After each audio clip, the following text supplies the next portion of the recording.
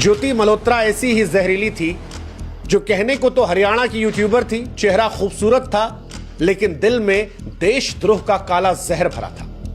वो हंसती थी भारत की बेटी बनकर, लेकिन बिक चुकी थी पाकिस्तान के हाथों। आईएसआई का एक जिंदा टूल थी जो यूट्यूब और इंस्टाग्राम के जरिए एक तरफ भारत के युवाओं के दिलों में पाकिस्तान का मीठा जहर घोल रही थी, तो दूसरी तरफ भारत की जानकारियां लव जिहाद में पढ़कर पाकिस्तान को पहुंचा रही थी। सोशल मीडिया पर इश्क लाहौर की पोस्ट करके गद्दारी भारत से कर रही थी।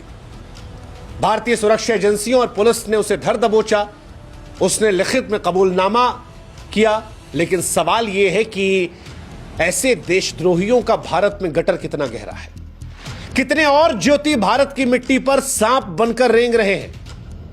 वैसे सच कहें तो धिक्कार है ज्योति और ज्योति जैसे लोगों पर जो भारत के लिए जिंदा बम है। धिक्कार है ऐसे गद्दारों पर जो इश्क, शांति, संवाद जैसे शब्दों के पीछे छिपकर हिंदुस्तान को नीलाम करने की सोचते हैं। कौन है ज्योति मल्होत्रा, आज सबके मन में सवाल है। हालांकि हम चाहते हैं कि आप भी हमारी एक मदद करें, हमारे व्हाट्सएप चैनल से जुड़ें। लिंक हमने डिस्क्रिप्शन में और कमेंट सेक्शन में पिन कर रखा है। आप जुड़ेंगे तो इससे हमारी ताकत बढ़ेगी और आप तक जल्दी हमारे वीडियोस पहुंचेंगे। ज्योति मल्होत्रा हरियाणा की ट्रैवल ब्लॉगर थी। यूट्यूब और इंस्टाग्राम पर लाखों फॉलोअर थे। पूरी प्रोफाइल जो है वो पाकिस्तान पाकिस्तान पाकिस्तान से भरी पड़ी है।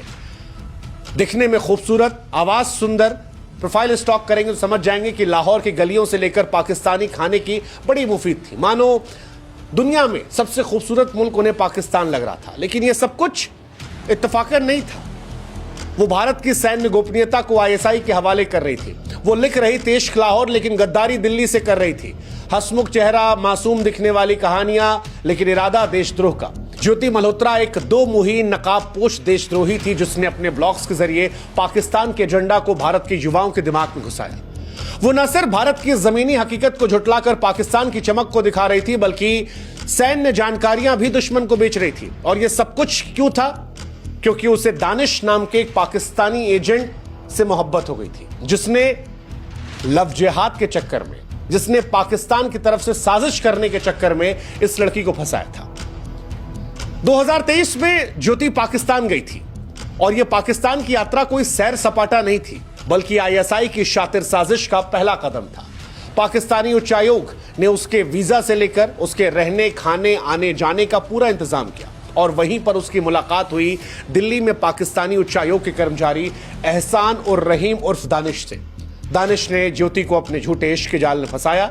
यह कोई प्यार वैर नहीं था, यह लव जिहाद की सुनियोजित साजिश थी।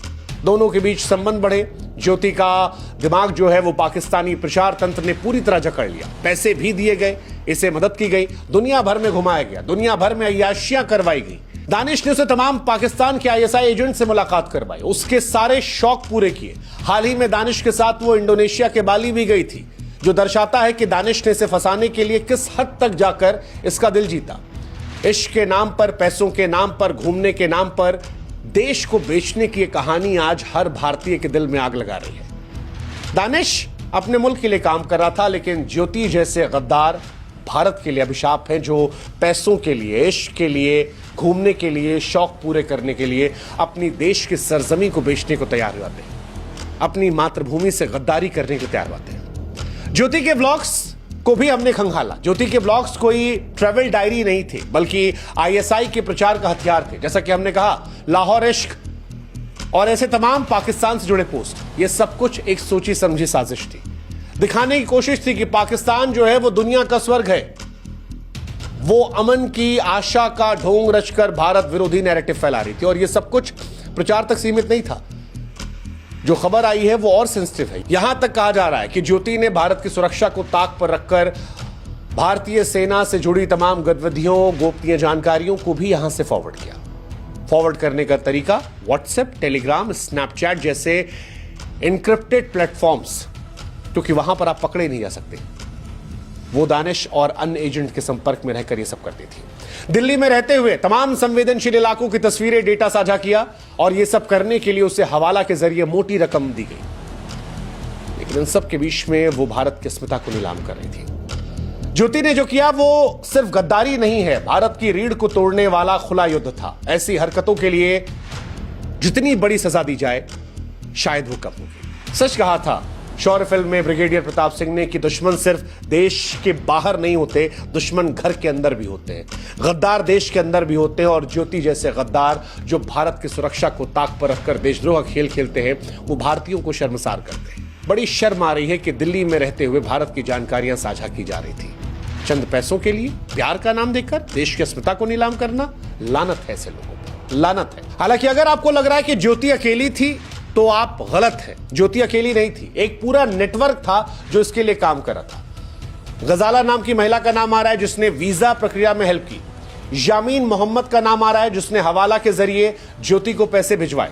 अरमान नामक एक व्यक्ति का नाम आ रहा है जिसने डिफेंस एक्सपो 2025 की जानकारियां पहुंचाई और उसके बाद एक्सेस दिया, और ये सारी जानकारियां हिंदुस्तान से पाकिस्तान गई। अब सवाल यह है कि जब ज्योति अकेली नहीं थी और उसके साथ कई और लोगों का नाम निकलकर सामने आ रहा है, तो फिर यह परेशान करने वाला है, क्योंकि कोई नहीं जानता कि भारत में ऐसे और कितने गद्दार हैं, कितने ऐसे सांप हैं जो भारत में रहते हैं और पाकिस्तान के हाथों बिके हैं। कोई नहीं जानता भारत में कितने लोग पैसों, झूठे इश्क, धार्मिक उन्माद के लिए अपनी मातृभूमि को बेच रहे हैं। सच कहें तो ये घर के विभीषण है जो भारत की जड़ों को खोखली कर रहे हैं। बाहरी दुश्मन से सेना तो निपट रही है, बाहरी दुश्मन को सेना सबक भी सिखा रही है, लेकिन सवाल यह है कि जब अपने ही घर में ऐसे गद्दार बैठे हो तो फिर क्या करें?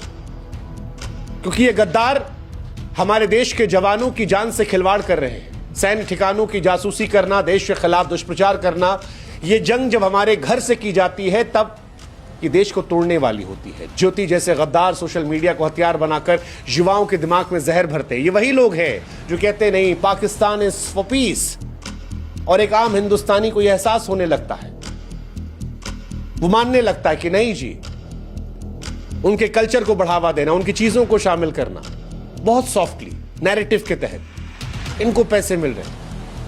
हमें आपको अंदाजा नहीं होता कि यह दुश्मन की रणनीति का एक बहुत बड़ा हिस्सा है।